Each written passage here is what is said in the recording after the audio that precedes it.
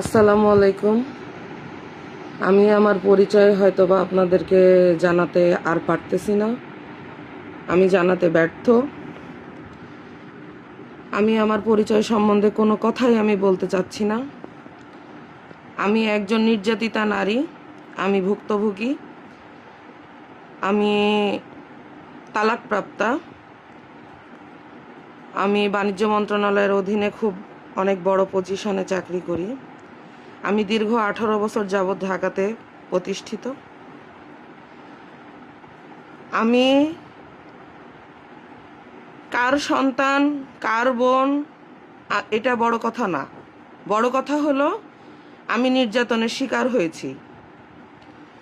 দীর্ঘ 6 মাস যাবৎ আমার কাছে নিজের আপন বউকে গোপন করে রেখে আমার সাথে বিয়ের প্রলোভন দেখিয়ে শারীরিক সম্পর্কে লিপ্ত হওয়া, জোরপূর্বক, আমি যদি না হয়েছি আমাকে মেরে রক্তাক্ত করা হয়েছে, তার বিভিন্ন অংশের ছবি আছে।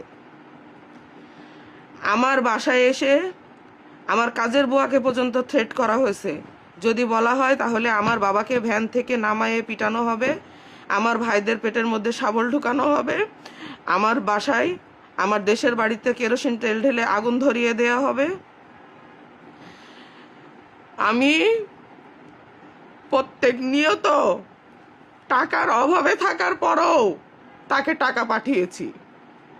আমার বাসার ফ্রিজ বিক্রি করতে হয়েছে, আমাকে এসি বিক্রি করতে হয়েছে, আমাকে আমাকে আরো অনেক ফার্নিচার বিক্রি করে তাকে টাকা পাঠাইতে হয়েছে।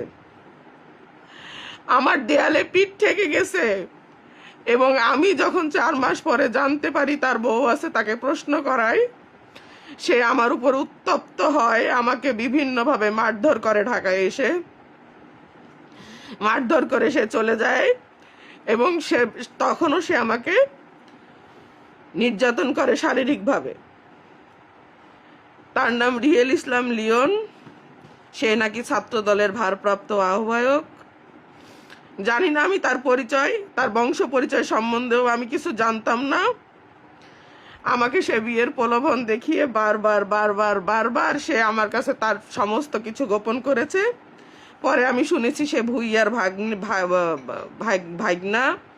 তার বাবার নাম সিরাজুল ইসলাম, তার মার নাম আনজিরা বেগম। সে কেরুর একটা কোয়ার্টারে তার ওয়াইফ নিয়ে থাকে।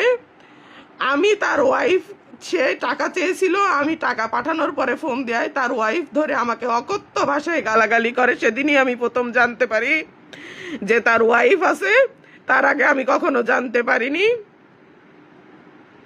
এবং সেদিন আমি অফিস থেকে কাঁদতে কাঁদতে চিৎকার করে আমি বাসায় চলে আসি যে আমার সাথে কি হলো। আমি ডিভোর্সই হতে পারি, কিন্তু আমি মূল্যহীন না, আমি কোনো পতিতা না। সে আমাকে পতিতা সাজাচ্ছে, আমাকে ইয়াবার ব্যবসায়ী সাজাচ্ছে। আমি আইন শৃঙ্খলা বাহিনীর কাছে, সমাজের চোখে আমি বারবার করে একটা বিচারই চাই। আমি আমার ডোপ টেস্ট করাতে চাই যে আমি আসলেই তাই কিনা। আমার নামে যারা খারাপ খারাপ কথা বলতেছে, আমি তাদের মুখোমুখি হয়ে প্রমাণ দিতে চাই যে আমি আসলেই খারাপ কিনা। আমি খারাপ না, সে খারাপ। আমি কারোর সাথে কোনো অবৈধ সম্পর্কে কখনো লিপ্ত ছিলাম না। এআই দিয়ে অন্য একটা ছেলের ছবি বানিয়ে যেগুলো ফেসবুকে ছাড়া হচ্ছে, এগুলো কোন আইনে, কোন ক্ষমতার বলে সে করতেছে? আমার বাপকে, আমার ভাইকে, আমার বোনকে কে লিক করতো, কে কে আমি লিক করতো, কে বিএনপি করতো? আমি তো এইসবের ঊর্ধ্বে, আমি তো সম্পূর্ণ আলাদা মানুষ। আমার সাথে তার কি? আমার বাবা দীর্ঘদিন কেরুর এডিএম ম্যানেজার ছিলেন, টগর চাচা 17 বছর এমপি ছিলেন। তা আমার বাবার সাথে টগর চাচার সুসম্পর্ক ছিল। আমার ভাইদের সাথে আওয়ামী লীগের সবার সুসম্পর্ক ছিল। তার মানে কি এই যে আমি ভুক্তভোগী? আমার সুযোগ নিয়ে, আমার আমার আমার ইমোশন নিয়ে খেলা করে আমাকে দিনের পর দিন টাকা নিয়ে আমাকে দিনের পর দিন শারীরিক নির্যাতন করে, মানসিক নির্যাতন করে, গালাগালি দিয়ে, মোবাইলের মাধ্যমে প্রেসার ক্রিয়েট করে টাকা আদায় করা, এগুলো কি কোনো সুস্থ স্বাভাবিক কোনো মস্তিষ্কের ছেলের কাজ? আজকে সে আমাকে বলছে আমি ড্রাগ অ্যাডিক্টেড, আমি তো ডোপ টেস্ট করব। আমি একজন হাই প্রেশারের পেশেন্ট, আমার প্রেসক্রাইব করা ওষুধ আমি সেবন করি। যেই ছেলে আমার সম্বন্ধে এগুলো বলতেছে সেই ছেলের কোনো বংশ পরিচয় নাই, এটা আমি এখন জানি, তখন জানতাম না। তবে আমি ভুল করেছি, আমি আপনাদের কাছে মাপ চাই, যেন এরকম ছেলে কারোর পেটে জন্ম না নেয়, কারোর ভাই না হয়, কারোর স্বামী না হয়। এতদিন যাবৎ আমাকে ভয় ভীতি দেখিয়ে আমাকে শারীরিক মানসিক নির্যাতন করে যে টাকা আমার কাছ থেকে নেওয়া হয়েছে, আমাকে যে চরিত্র হনন করা হচ্ছে, আমার বাবাকে যে চরিত্র হনন করা হচ্ছে, আমার ভাইদেরকে যে চরিত্র হনন করা হচ্ছে, আমি আমার ভাইদের কাছে বহুতবার বলার চেষ্টা করেছি। আমাকে এমন এমন ভয় দেখানো হয়েছে, আমি সে পর্যন্ত যেতে পারিনি। আমি আমার বাসায় গুমরে গুমরে মরেছি, আমি আমার অফিসের কারোর সাথে শেয়ার করতে পারিনি। যেদিন আমার বড় ভাই জানে, সে আমাকে প্রচন্ড মার মারে, তারপরও আমি চুপচাপ থেকেছি যে না থাক, একটা অসহায় ছেলে, সে আমার সাথে সম্পর্ক করেছে। সে যেটা বলেছে তার লেখাতে, তার ফেসবুক আইডির মাধ্যমে, যে আমাকে নাকি সে মানবতার খাতিরে উদ্ধার করেছে। সে আমাকে কত টাকা দিয়ে উদ্ধার করেছে, আর আমার কাছ থেকে সে কত টাকা নিয়ে গেছে,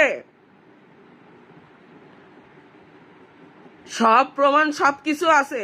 আমার বাসার চারদিকে সিসিটিভির ফুটেজ আছে, আমার বাসার সামনে সিসিটিভির ফুটেজ আছে।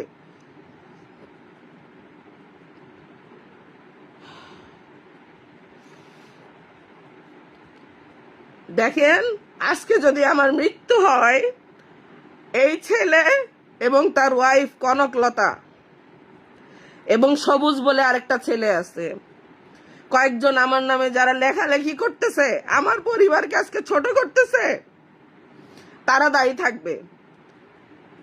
আর যদি আমি বেঁচে থাকি, আমি এর শেষ দেখে ছাড়বো। আমি কখনো আইনের কাঠগড়ায় দাঁড়াইনি।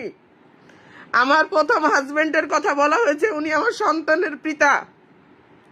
আমার সাথে তার দীর্ঘ 6 বছরের সংসার জীবন ছিল, সেটা খুব সুন্দরভাবে দর্শনা পৌরসভায় সমঝোতার মাধ্যমে আমরা আলাদা হয়েছি। এবং আমার দ্বিতীয় স্বামী, সেটাও আমার পারিবারিকভাবে বিবাহ।